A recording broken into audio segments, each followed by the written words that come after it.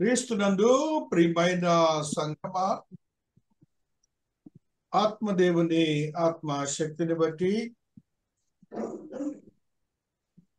విధమునకై Bible స్టడీలో plague అనే మాటని మనము ధ్యానిద్దాం.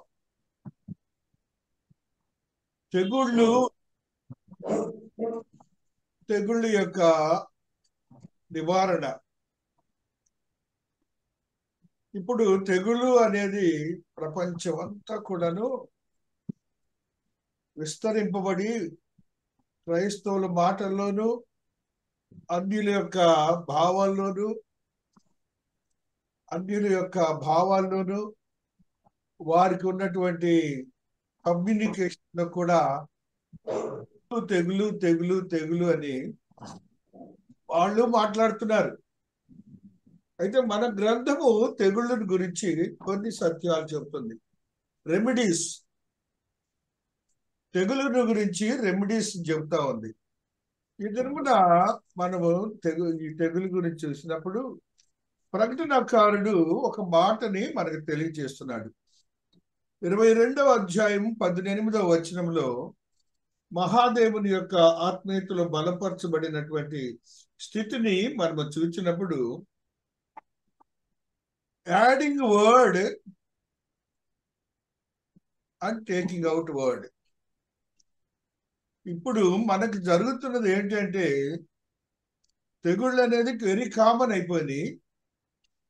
అయితే తెగుళ్ళలోని మహాదేవుడు ఆ రోజున ఈ గ్రంథంలో తెలియజేసింది ఏంటంటే, ఎవడైనను వీటితో మరి ఏదైనాను కలిపిన ఎడల రాయబడిన తెగుళ్ళు దేవుడికి కలుగు. చూడండి, దేవుడు స్పష్టంగా ఆనాడు బైబిల్ గ్రంథాన్ని లిఖించి మనకి ఇచ్చినప్పుడు ఈ మాటను తెలియజేస్తున్నారు.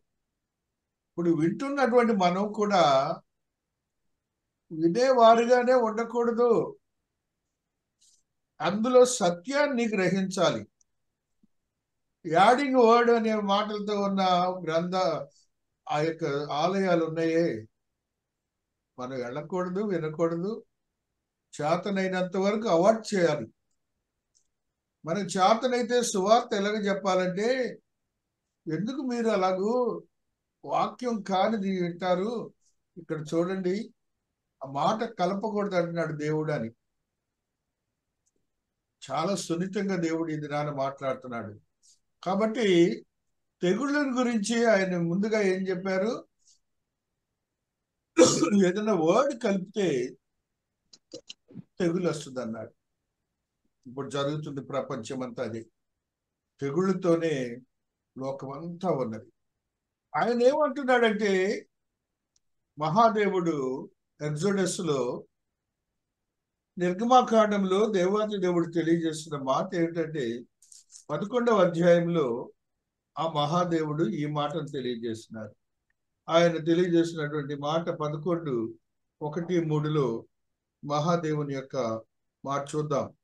యెహోవా మోషేతో ఇట్లా, నేను ఫరో మీదకిని ఐగుప్తు మీదకిని ఇంకొక తెగులును రప్పించదను, అటు తర్వాత అతడు అక్కడ నుండి మిమ్మును పోనిచ్చును.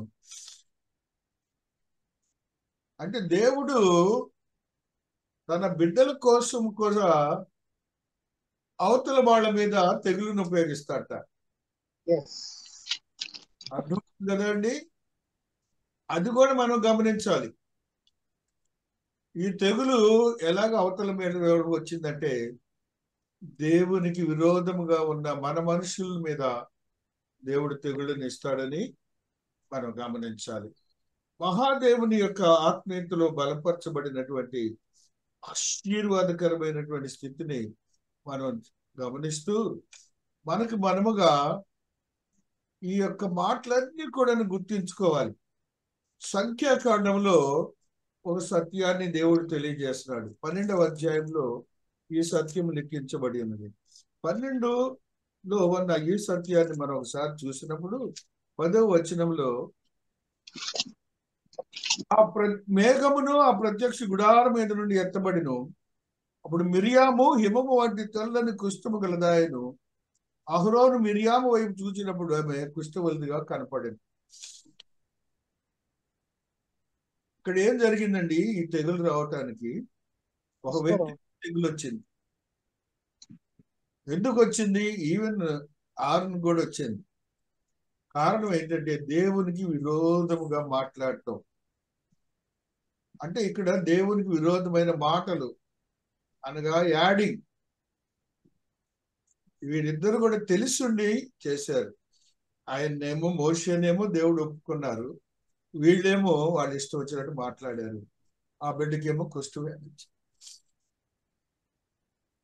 కాబట్టి దేవుని యొక్క ఉగ్రత ఎలాగుంటుంది అనేది కూడా తెలియజేస్తారు. మహాదేవుని యొక్క ఆత్మీయతలో కొత్త నిబంధనలో ఒక మాట చూస్తే యోహాను 3:14 ఒక సత్యాన్ని ఆత్మదేవుడిని తెలియజేస్తారు.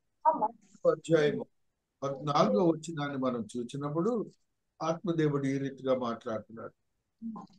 అరణ్యంలో మోషే సర్పమును ఎలాగ ఎత్తనో అలాగే విశ్వసించు ప్రతి వాడును నశింపక ఆయన ద్వారా నిత్య జీవం పొందినట్లు మనుష్య కుమారుడు ఎత్తబడింది. నీ కోసం దేవుడు శిలువమానుపై వేలాడాడని చెప్తున్నాడు, తెగులు రాకుండా ఉండాలని. అయినా కూడా ఆయన వేలాడినా ఒకటే, మనకి వేలాడకపోయినా ఒకటే, మన యొక్క భావాలన్నీ కూడాను ఆ రీతిగానే ఉంటున్నాయి. మహాదేవుని యొక్క ఆత్మీయతలో బలపరచబడినటువంటి మనము ఏ రీతిగా దేవుని యొక్క ఆత్మీయతలో బలపరచబడ్డాలో ఆయన తెలియజేస్తున్నాడు. పాపము చేసినప్పుడు, అంతేగా, పాపము చేసినప్పుడు ఏమవుతుంది? ఇలా జరుగుతుంది.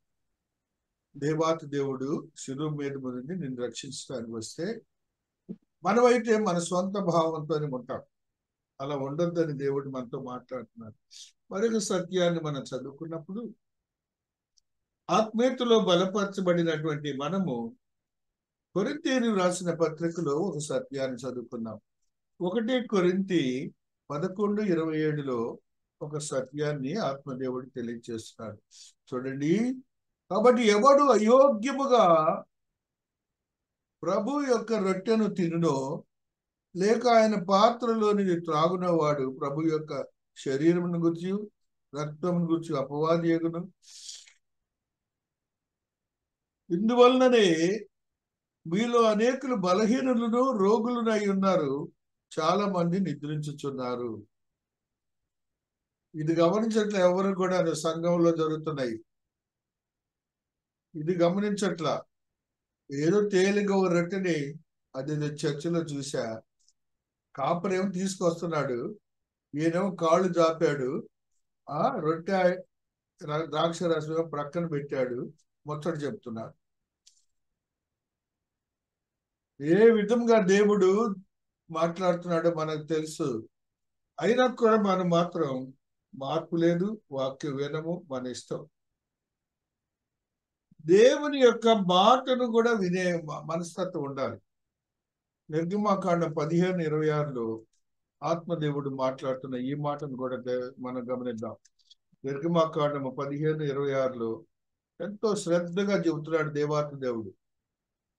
మీలో దేవుని యొక్క వాక్కును శ్రద్ధగా విని, ఏంటండి ఆ మాట? ఆయన దృష్టికి ఆయన ఆజ్ఞలకు విధేయులై కట్టడలని అనుసరించినట్లా నేను ఐగుప్తీయులు కలుగజేసిన రోగంలో ఏది మీకు రానివను, నిన్ను స్వస్థపరిచి యెహోవాను. ఇంతకంటే మనకి వాక్యం ఎందుకు చెప్పండి, నాకు తెలియక అడుగుతాను. వాళ్ళు అదే కదా వాక్యం వినరు. ఆయన ఏంటి గంట చెబుతాడంటారు, ఆయన 15 నిమిషాలు చెబితే గొప్ప, ఆయనేమో ముచ్చట్లు చెబితే గొప్ప. ఇక్కడ ఏమంటున్నాడు ఆయన? శ్రద్ధగా వినాలంట, ఆజ్ఞలకు విధేయులు అవ్వాలంట. అది లేదు ఇప్పుడు సంఘాల్లో. సంఘాల్లో కాళ్ళు ఊపుకుంటూ కూర్చుంటారు, నిద్రపోతా ఉంటారు. ఎందుకుండవండి ఇవన్నీ కూడాను? ఎందుకుండవండి తెగుళ్ళు? మనకి ఎందుకుండవు చెప్పండి మీరే. మహాదేవుడు స్పష్టంగా వాక్యం ద్వారా మనందరితో మాట్లాడుతున్నాడు. ఆయనే మాట్లాడుతున్నటువంటి మరి యొక్క సత్యాన్ని కూడా ధ్యానిద్దాం. హల్లెలూ జకర్యా 14:12లో ఒక సత్యాన్ని చదువుదాం. జకర్యా 14 అధ్యాయము 12వ వచనంలో మహాదేవుడు ఒక సత్యాన్ని మనకు తెలియజేస్తాడు. 14:12లో ఈ సత్యము లిఖించబడి ఉన్నది. మరియు యెహోవా తెగుళ్లు పుట్టించి యెరూషలేము మీద యుద్ధము చేసిన జనములందరినీ ఇలాగ మొత్తును. వారు నిలిచి ఉన్న పాటనే వారి దేహములు కుళ్ళిపోవను. వారి కన్నులు కనుతొరలలో నుండి కుళ్ళిపోవను. వారి నాలుకలు నోళ్ళలో నుండి కుళ్ళిపోవను. చాలా జాగ్రత్తగా వినాలండి. యెరూషలేము మీదకి యుద్ధము చేసిన ఈ జనమునంతని, ఇప్పుడు ఎవరెవరైతే యెరూషలేము మీద యుద్ధం చేస్తున్నారో మనం ప్రార్థనలు చేస్తున్నాం కదండి. ఏమంటున్నాడు వాళ్ళందరికీ జరిగేది? వారు నిలిచి ఉన్న పాటనే వారి దేహములు కుళ్ళిపోవును. వస్తున్నా లేదండి? దేవుని వాక్యము స్పష్టంగా జరగాల్సిందే. మహాదేవుడు మనతో మాట్లాడుతున్నాడు. ఆ దేవుని యొక్క మిస్యూజ్ చేస్తున్నారు. నిర్గమాకాండము సంఖ్యాకాండం 16లో ఈ మాట చదువుకుందాం. సంఖ్యాకాండము 16లో ఈ సత్యాన్ని చదువుకుందాం. సంఖ్యాకాండము 16వ అధ్యాయంలో ఈ సత్యం లిఖించబడి ఉన్నది. హల్లెలూయా. 1వ వచనాన్ని ఒకసారి చదువుతాం. మనవడును కహాతుకు మనవడును షారు కుమారుడు కోరహు రుబేనీయులు ఏలియాబు కుమారుడైన దాదాన వీరులు పేలిత కుమారుడైన ఓనిని యోచించుకొని వీరందరూ వారికి ఏదో ఒక పని చెప్పాడు దేవుడు. ఆ పని చేయరంట. దేవుడు అంటున్నాడు, యెహోవాయే మనిషిని ఏర్పరచుకున్నో వాడే పరిశుద్ధుడు. దేవి కుమారులరా, మీతో నాకు ఏ పని లేదు. మరియు మోషే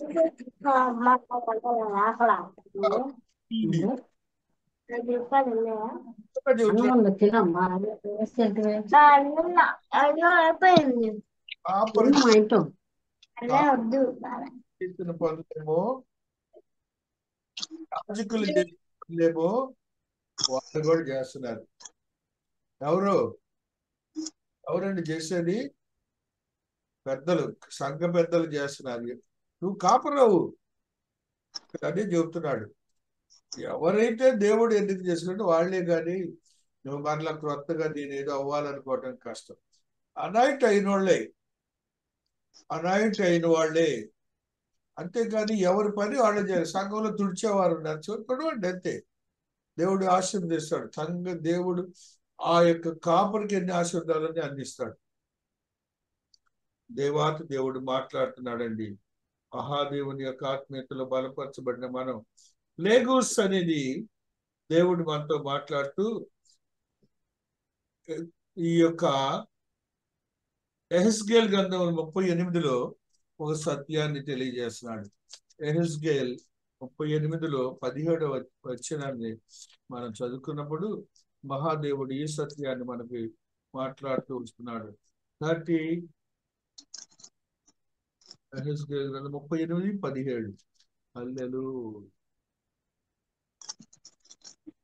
ప్రభువుకు యెహోవా సెలవిచ్చుదేమనగా, నిన్ను వారి మీదకి రప్పించదని పూర్వమందు ఏటేటా ప్రవచించు వచ్చిన ఇశ్రాయేలు ప్రవక్తలైన నా సేవకుల ద్వారా నేను సెలవిచ్చాను కదా. ఆ దినమున గోగు ఇశ్రాయేలు దేశములోనికి ఆ దినము కోపము బహుగా రగులుకొనును. ఇదే ప్రభువుకు యెహోవా వాక్కు. ఆయన కోపము బహుగా రగులుకొనును. ఇది గమనించలేకపోతున్నాం మనం అందరూ విశ్వాసులందరూ అండి. మీరు కూడా ఏంటంటే ఈ ఒక మాటలాగానే మనం చదువుకుంటున్నాం, వింటున్నాం. కానీ దేవుని యొక్క మనస్తత్వము, ఆయన యొక్క ఉగ్రత, ఆయన యొక్క కోపోద్రేకములు అందరి మీదకి తీసుకొని వస్తున్నాడు. అందరము కూడాను ఎవరికి దేవుని ప్రార్థన చేసి నాకు ఇస్తారేమో. ఉంటారు. ద్వితీయోపదేశకాండం 28-20 ఒక సత్యాన్ని చదువుదాం. దితుకాండంలో 28-20లో ఇప్పుడు ఈ 28-20లో దేవుడు మాట్లాడుతున్న ఈ మాటను ఒకసారి చదువుకుందాం. ఓ నన్ను విడిచి చేసిన ఏ దుష్కార్యము చేత నీవు హతము చేయబడి వేగంగా నశించే వరకు నీవు చేయబోయిన కొన్ని కార్యములన్నిటి విషయములను యెహోవా శాపమును కలవరమును గద్దింపును నీ మీదకి తెప్పించెదను. నీవు స్వాధీనపరచుకుని దేశములో ఉండకుండా నిన్ను క్షీణింపజేయటం వరకు యెహోవా తెగులు నిన్ను వెంటాడను. ఏమన్నా సత్యాలన్నీ తెగులు కనపడుతున్నాయా అండి? అయినా ఇంకిత జ్ఞానం అన్నా కూడాను విశ్వాసుల్లో ఉండట్లేదు, కాపరులో ఉండట్లేదు, సువార్థికులో ఉండట్లేదు. లోకమంతా కూడా భ్రష్టత్వంలో నడుస్తా ఉంది. వీటికి రెమెడీలు చెప్పాను మీతో. ప్రార్థన చేస్తే కన్ఫెక్షన్, పశ్చాత్తాపంతో, సంఖ్యాకాండం 12:10లో మన పశ్చాత్తాపంతో దేవుని చెంతకు వెళ్తే ఆయన తీసేస్తాడు. అదే రీతిగా సిన్స్ ఒప్పుకుంటే, ఆయన ముందు పాపాలు ఒప్పుకుంటే దేవుడు తీసేస్తాడు. మిస్యూజ్ ఆఫ్ దేవుని యొక్క మాటలను మిస్యూజ్ చేసుకుంటే దేవుడు కోప్పడతాడు. అదే రీతిగా ప్లేగ్స్ నేను ఒప్పుకోవాలి. దేవుడు చేసే కార్యాలని మనందరం కూడాను ఆశ్చర్యకరంగా మార్చాలంటే ఆత్మదేవుని యొక్క ఆత్మీయతలో సామెతల గ్రంథంలో ఒక మాటను బట్టి చదువుకుందాం. సామెతలు 36లో దేవుడు మాట్లాడుతున్న ఈ మాటని ఈ రీతిగా చదువుకుంటూ వస్తుంది. సామెతలు 36లో ఈ మాట ఉన్నది. ఆయన మాటలతో ఏమీ చేర్చకము, ఆయన నిన్ను గద్దించునేమో, అప్పుడు నీవు అబద్ధికుడు వదువు.